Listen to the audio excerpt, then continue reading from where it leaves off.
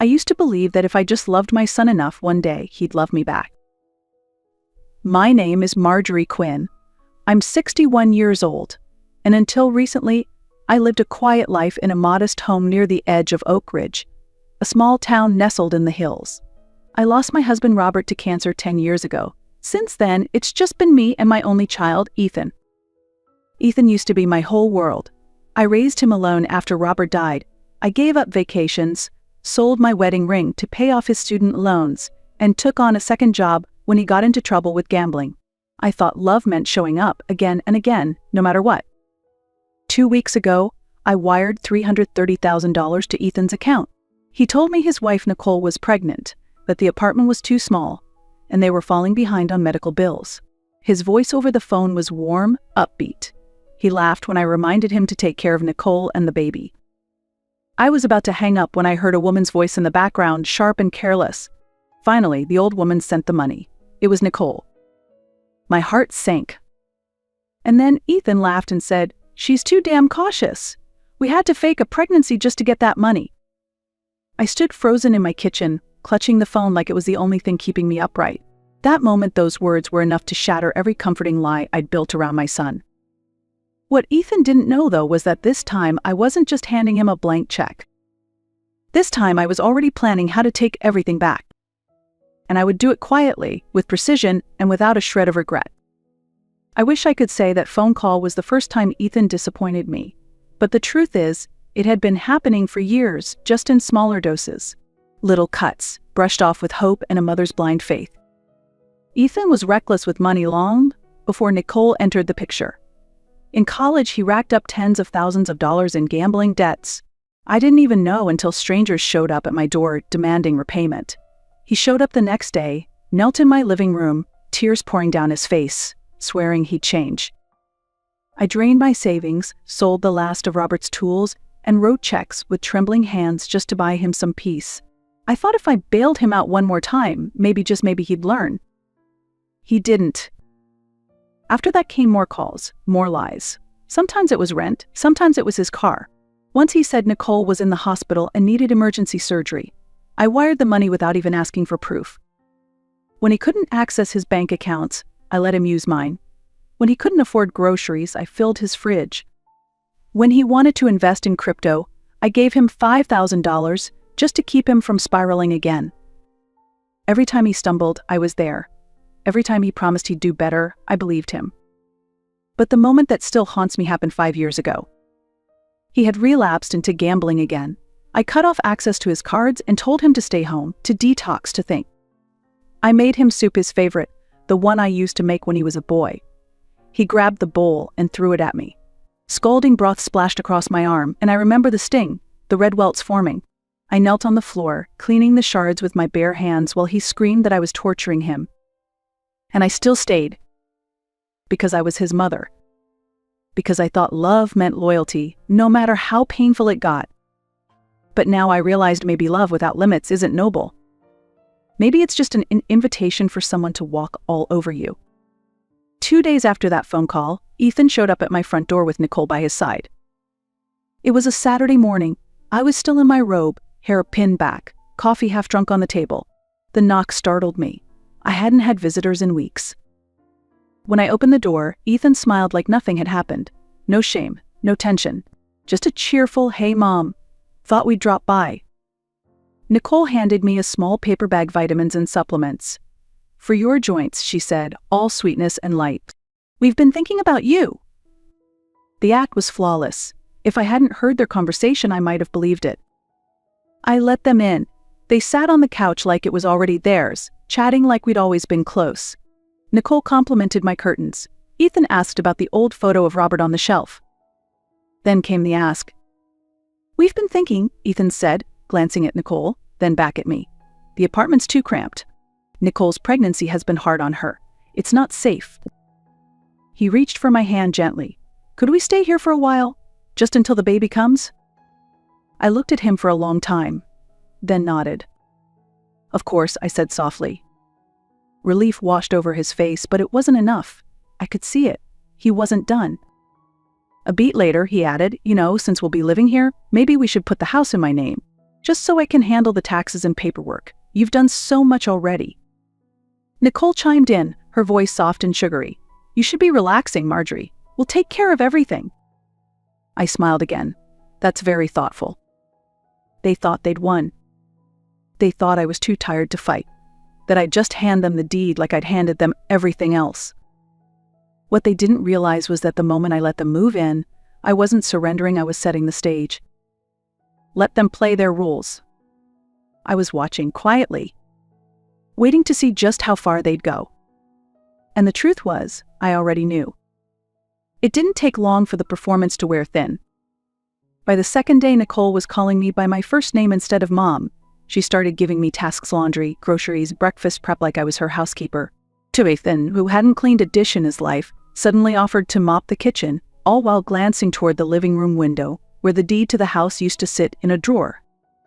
One evening, as I was tidying up, I noticed Ethan's laptop left open on the couch. I didn't mean to snoop, but the screen was lit, and a tab caught my eye. I froze. The search history read like a blueprint for betrayal. How to take out life insurance on a parent. Common ways elderly people die on hikes. Reassigning trust fund beneficiaries after death. I stared at the glowing screen, cold rising through my chest like ice water. My son, the boy I once rocked to sleep, was planning my death. Not in rage, not in desperation, but calculated, premeditated, profitable. I didn't cry. I didn't scream. I simply closed the laptop and walked to my room. The next morning, I went to the insurance office. The clerk pulled up my file and confirmed what I feared. "Yes, Ms. Quinn," he said. "You're listed as the insured party on a very high-value policy. Beneficiary, Ethan Walker." I nodded slowly and took the paperwork. To him, I wasn't a mother. I was a number. A payout. A signature away from disappearing. But he underestimated me. I wasn't the frail woman he assumed I'd become. He didn't know that I'd been a member of a local mountaineering club for over a decade, that I'd hiked tougher trails than most 20-somethings, that I knew first aid, survival strategy, and most importantly, how to wait. Because this time, I wouldn't react emotionally. I wouldn't plead or confront. I would watch, listen, and let them think they were still in control. And when the time came, I'd take back everything quietly, precisely, and without ever raising my voice. A few days later, Ethan suggested a hike. "We should get some fresh air," he said with a casual grin. "Change of scenery, just us. Maybe clear the tension." Nicole chimed in, placing a gentle hand on my back. "I've been a little moody lately. I'm sorry if I've been hard on you, Marjorie. A quiet walk might help us reconnect." It was a well-rehearsed act. The tone, the timing, the location: Sable Ridge, a remote state park known for its steep cliffs and spotty cell service. I smiled and nodded. "Sounds lovely. Let me pack a few things." They didn't know I'd already packed. In fact, I'd been preparing for weeks, watching, noting every time they hid pills in the kitchen cabinet or whispered late at night when they thought I was asleep. The morning of the hike, I made breakfast: eggs, toast, and a thick, creamy soup just for them. They ate heartily, unaware that it was laced with the same mild sedatives they had stashed away for me. I only used a fraction, just enough to slow their reflexes, cloud their focus. We drove in Ethan's car. The further we got from the city, the quieter they became. When we arrived, the air was crisp, the trail narrow, lined with jagged rocks and sudden drops. Perfect. We hiked in silence, the crunch of boots on gravel the only sound between us. At the overlook, Ethan handed me a bottle of flavored water. "Electrolytes," he said. "You'll feel better." I took the bottle, smiled, and only pretended to drink. So then I handed them each an energy bar. "You too must be tired. Here, eat something." They unwrapped them, eagerly, energy bars I had carefully resealed after swapping out the contents with the same sleeping agents they'd prepared for me. 10 minutes later, I collapsed. Right on cue. Nicole's delighted gasp gave her away. "She actually drank it?" she whispered. "That was too easy?" Ethan's voice was colder than I'd ever heard it. "Sorry, Mom, but I really need that insurance money." They began dragging my limp body toward the tree line, where the drop was steepest. I waited. Then 2 thuds. The bars had done their job. I stood up, brushed dirt from my clothes, and looked down at them unconscious, helpless, mouths slightly open. I didn't say a word. I just turned and began the quiet, steady walk back down the mountain. As I made my way back down the trail, the forest felt strangely silent. The air was cooler now. The sun had dipped lower behind the trees, casting long shadows across the path. I should have felt triumphant. Instead, I felt steady, quiet, like my heartbeat had finally found a rhythm after years of chaos. And then I heard a faint sound off the trail. A voice, weak and trembling. "Help, someone please." I turned toward the sound and pushed through the underbrush, heart thudding not from fear, but instinct. There, half hidden among the brush, lay a man, maybe early 60s, his leg twisted beneath him, his forehead streaked with dirt and sweat. I knelt beside him. "Can you hear me?" His eyes flickered open. "Phone, please. I think it's broken." I dialed emergency services and stayed with him until the rescue team arrived. I held his hand as he drifted in and out of consciousness, murmuring thanks. At the hospital, I waited in the hallway outside the emergency room, unsure why. I could have gone home. Then a nurse came out and smiled. "He's asking for you." I stepped into the room. He was sitting up, eyes clearer now. "You saved my life," he said, voice low but steady. "I'm Leonard Brooks." The name struck me. But Ethan had been bragging for months about securing a partnership with the Brooks Group, the very company this man led. I didn't say a word. I just smiled, and he smiled back. "If there's ever anything I can do for you," he said, "anything at all, just say the word." I nodded slowly. Because life, it seemed, had just handed me a new card to play. And I planned to hold it close until the moment was right. When I returned home that night, the house was dark, peaceful. Ethan and Nicole weren't there yet, of course. I assumed they'd wake eventually, groggy and disoriented, and make their way down the trail if they were lucky. I didn't call for help. I didn't need to. I had already played my part. The next morning they stumbled in, muddy and pale, like two wet cats caught in a storm. No mention of what happened. No questions. Just a bitter silence and narrowed eyes. I greeted them with a warm smile. "I'm glad you're okay. I was worried sick." Nicole said nothing. Ethan mumbled something about needing sleep. "Good." That afternoon, I handed Ethan a folder. "The house transfer papers," I said gently, "all signed. Consider it a gift." He grabbed them eagerly, flipping through with shaking hands. Nicole hovered, eyes bright with greed. When she reached the final page, she smiled. "Well then," she said, smoothing her blouse like a queen taking her throne. "When do you plan on moving out?" I tilted my head. "Move out? Where would I go?" Nicole shrugged. "That's not really our concern. You're welcome to stay for now. Maybe help with the cooking. We'll figure something out." I nodded, humbly. "Of course." But I had no intention of leaving. Because what they had signed wasn't a deed. It was a non-binding letter of intent, dressed up to look like a real transfer. And they, so desperate to claim their inheritance, hadn't even read the fine print. Meanwhile, I began preparing their celebration trip, a week-long vacation to Thailand, all expenses paid. They accepted the gift without hesitation. The moment they boarded the plane, I moved quickly. I hired a cleaning crew, packed every item they owned, and shipped it all to a donation center, changed the locks, cleared every drawer, every trace of them from my life. But that wasn't the end. Because every dollar they spent on their luxury vacation, from spa treatments to designer shopping sprees, all charged on Ethan's own credit line. I hadn't used a single cent from my account. I simply called his bank, raised the limit just as he had once asked me to in the past, and let him hang himself. When they landed, I sent the final blow. An itemized invoice, every charge, every detail.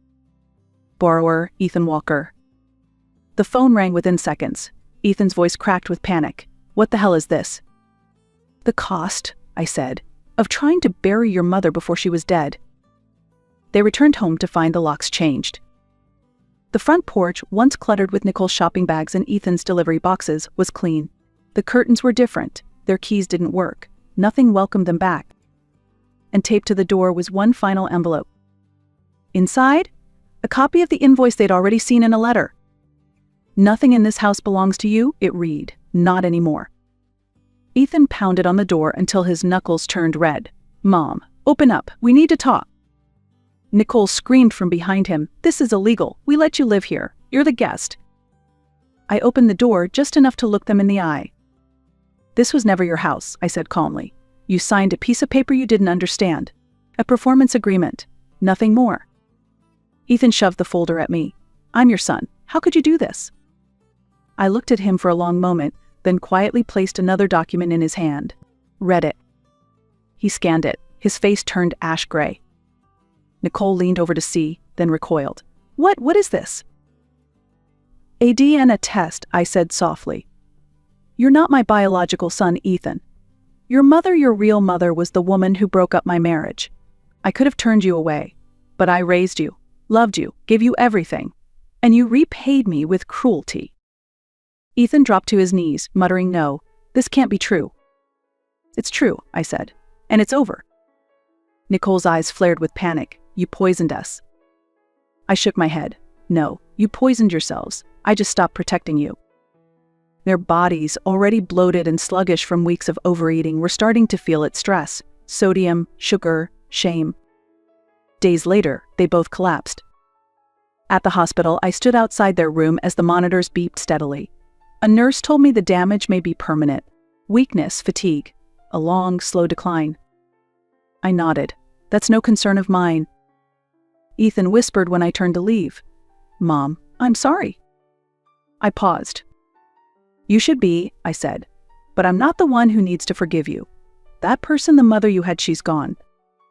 Then I walked away. For the first time in my life, I wasn't holding broken pieces. I was holding space for peace, for silence, for something new. Something better. And I didn't feel guilt. I felt free. For most of my life, I believed that being a good mother meant giving without limits. That if I just loved hard enough, sacrificed often enough, eventually the people I gave everything to would look back and say, "Thank you." But they didn't.